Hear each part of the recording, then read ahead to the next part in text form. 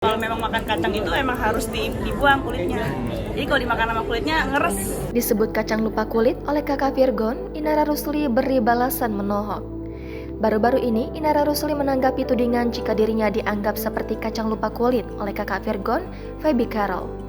Sebab Inara Rusli dinilai melupakan kebaikan Virgon selama berhubungan rumah tangga dengan pelantun lagu Surat Cinta untuk Starla itu.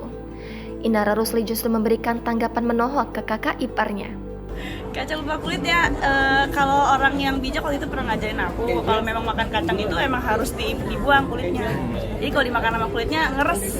Bahkan ia memiliki jawaban bijak terkait dugaan tuduhan yang dilayangkan terhadap dirinya itu. Kemudian Inara memastikan perasaannya kini lebih tenang usai memutuskan berpisah dari Virgon.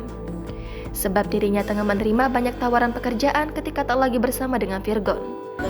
Boleh kalau misalkan ada kesempatan boleh untuk dicoba nanti pertama, cuman lebih memilih untuk saat ini lagi padat banget ini untuk PA dan endorsement. Walaupun mengaku lelah, namun Inara menegaskan aktivitasnya kali ini tidak menjadi tekanan batin baginya. Diberitakan sebelumnya, Feby Carol curhat dalam laman Instagram pribadi miliknya, di mana dalam keterangan tersebut ia menuliskan caption si kacang lupa kulit part 1. Dalam unggahannya, Feby mengaku kecewa atas perlakuan sosok wanita yang diduga Inara Rusli.